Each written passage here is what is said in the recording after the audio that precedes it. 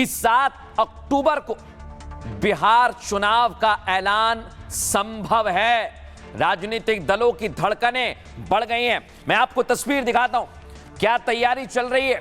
चाहे नीतीश कुमार हो, तेजस्वी हो, ओवैसी भी मैदान में आ गए हैं और कांग्रेस पार्टी भी प्रियंका वाड्रा राहुल गांधी के साथ मैदान में आ गई है। यानी तैयारी पूरी चल रही है। और इधर जेडीयू और एलजेपी के कार्यकर्ता भिड़ गए। चुनाव करीब आ रहा है दर्शक, ऐसी तस्वीर आपको देखने को मिलेगी।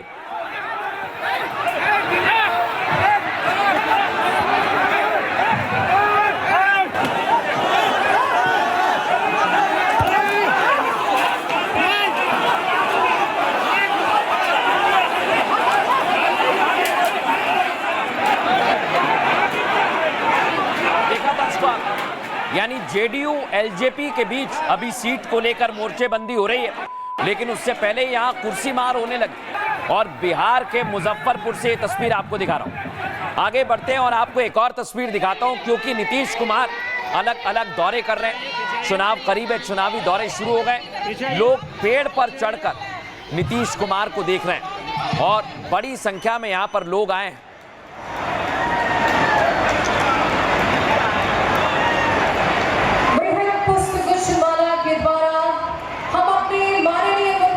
अब मैं आपको बताता हूं, असद उद्दीन ओवैसी किशनगंज में पहुंच गए। सीमांचल में अपनी पैठ मजबूत करना चाहते हैं और देखिए उनकी पार्टी के कार्यकर्ता उनसे मिलने के लिए पहुंच गए।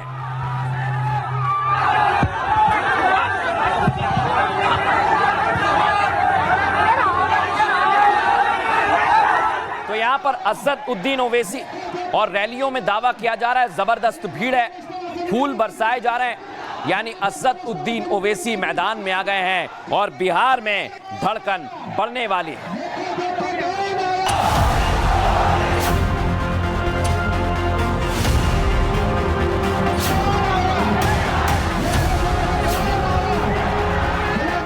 बिहार में जल्द चुनाव का ऐलान होगा। आज चुनाव आयोग ने इसे लेकर साफ संकेत दिए। संकेत है कि 7 अक्टूबर को तारीखों का ऐलान हो जाएगा। इसके संकेत मिलते ही ओवैसी ने तेजस्वी पर हमले और तेज कर दिए हैं। लालू प्रसाद यादव साहब को खत लिखा, उसके बाद तेजस्वी यादव ने कहा कि मुझे नहीं मिला। तो बाप की मौजूदगी में जब बड़ों के सामने कोई बात रखी जाती है तो छोटों को हक नहीं पहुंचता कि वो कहे कि आपने अब्बा को कहा, मुझे नहीं कहा। दरअसल ओवैसी तेजस्वी पर लगातार हमले कर रहे हैं, जबकि तेजस्वी चुप हैं। पार्टी भी तोल मोल कर बोल रही है। आरजेडी की सहयोगी कांग्रेस ने भी अपनी सधी हुई चाल चल दी है।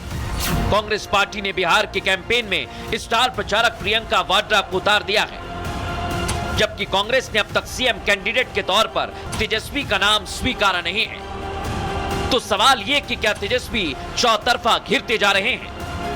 नवरात्र के इस पावन अवसर पे इतनी बड़ी संख्या में महिलाएं जुटी हैं। इस बार सब लोग जो है बदलाव चाहते हैं और बदलाव होगा। अब दर्शकों में सबसे पहले आपको बताता हूं, पूरे बिहार में चर्चा है कि चुनाव का ऐलान कब होगा। तो खबर मिल रही है कि 7 तारीख को हो सकता है। बिहार में चुनाव का ऐलान जल्द होने वाला है। संकेत है कि 7 अक्टूबर को ऐलान हो जाएगा। चुनाव आयोग ने इस बात के साफ संकेत दिए हैं। इलेक्शन कमीशन ने राज्य के अफसरों के तबादले पर निर्देश दिए हैं। इलेक्शन कमीशन ने कहा कि 6 अक्टूबर तक प्रक्रिया पूरी कर ली जाए। इलेक्शन कमीशन ने ताकीद की है कि अफसरों की पोस्टिंग गृह जिले में ना हो। एक जगह पर 3 साल तक पोस्टेड अफसर की ट्रांसफर जरूर हो। इलेक्शन कमीशन ने ट्रांसफर पोस्टिंग की रिपोर्ट भी 6 अक्टूबर शाम तक मांगी। अब चुनाव आयोग ने दूसरा बड़ा फैसला भी लिया है। क्या है फैसला? अब सबसे पहले पोस्टल बैलेट की गिनती पूरी की जाएगी, उसके बाद ईवीएम मशीन से काउंटिंग को पूरा किया जाएगा। दरअसल काउंटिंग के दौरान उस दिन बैलेट की गिनती 8 बजे शुरू होती है, जबकि ईवीएम से वोटों की काउंटिंग 8:30 बजे शुरू होती है। कई सेंटर पर ईवीएम से काउंटिंग जल्द पूरी हो जाती है, जबकि बैलेट से वोटों की गिनती चलती रहती है। ऐसे में आखिरी राउंड में ईवीएम से गिनती रोक दी जाएगी। बैलेट से गिनती के बाद ही ईवीएम से गिनती पूरी की जाएगी। और बिहार विधानसभा चुनाव में पहली बार यह प्रक्रिया शुरू हो रही है।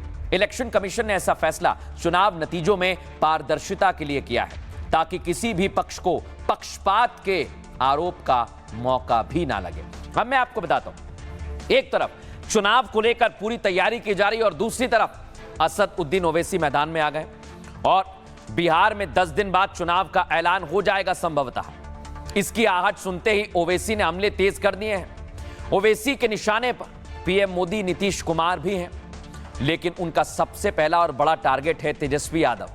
बिहार के सीमांचल में आज दूसरे दिन भी तेजस्वी को निशाने पर लिया। ओवैसी ने कहा कि हमने लालू यादव को खत भिजवाया, लेकिन बेटा कहता है कि मुझे खत नहीं मिला। अगर मैंने किसी के घर जाकर पिता से आशीर्वाद ले लिया तो क्या बेटा कह सकता है मुझसे आशीर्वाद क्यों नहीं लिया? आखिर चिट्ठी को लेकर तेजस्वी ने ऐसा क्यों कहा, मुझे मालूम नहीं। ओवैसी ने आगे कहा, तेजस्वी यादव को याद रखना, अगर हमने गठबंधन के लिए हाथ बढ़ाया तो यह हमारी मजबूरी मत समझना। जो हाथ दोस्ती के लिए बढ़ सकता है उसे गिरेबां तक पहुंचने में ज्यादा देर नहीं लगती है। दरअसल ओवैसी इंडी का हिस्सा बनना चाहते हैं, लेकिन तेजस्वी उन्हें कोई भाव नहीं दे रहे, इसलिए ओवैसी तेजस्वी पर लगातार हमले कर रहे हैं। सीमांचल में कल भी हमला बोला था और आज भी ओवैसी ने निशाना साधा, लेकिन तेजस्वी बैकफुट पर है। खुलकर वो कुछ नहीं बोल पा रहे हैं और इसी वजह से दिक्कतें हो रही हैं। लेकिन बिहार का सियासी पारा बढ़ गया है, सुनिए जरा। लालू प्रसाद यादव साहब को खत लिखा, उसके बाद तेजस्वी यादव ने कहा कि मुझे नहीं मिला। मेरे भाई, अगर घर में बाप जिंदा होता है तो बाप की मौजूदगी में जब बड़ों के सामने कोई बात रखी जाती है तो छोटों को हक नहीं पहुंचता कि वो कहे कि आपने अब्बा को कहा, मुझे नहीं कहा।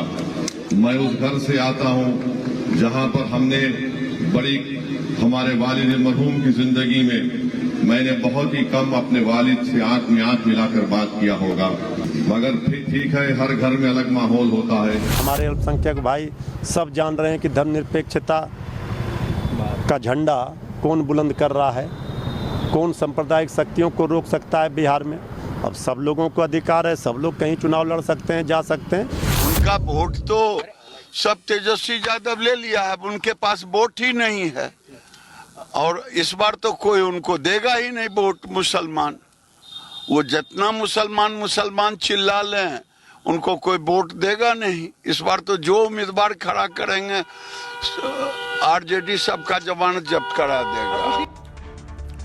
देखा, इधर पूरी तैयारी से ओवैसी मैदान में आ गए तो उधर तेजस्वी यादव महिलाओं को साथ ला रहे हैं और आज उन्होंने महिलाओं से संवाद किया है और आज कई महिलाएं उनसे मुलाकात के लिए भी पहुंचे। ये हम लोगों की एक जिम्मेदारी है, हम लोग का ये नींव की ईंट है। आपकी जिम्मेदारी इस पूरे चरण में बहुत बड़ी। अब मैं आपको दिखाता हूं, इधर कांग्रेस पार्टी ने भी प्रियंका का वीडियो जारी कर दिया है। उधर तेजस्वी महिलाओं से संवाद कर रहे हैं, इधर प्रियंका गांधी भी मैदान में आ गई हैं। जिक्र में शामिल मेरा। अब मैं आपको दिखाता हूं, अभी राहुल गांधी के साथ रैली कर रहे थे, लेकिन इधर महिलाओं के साथ गए तो उधर प्रियंका भी मैदान में आ गई हैं। तो क्या प्रियंका भी चुनौती देंगी?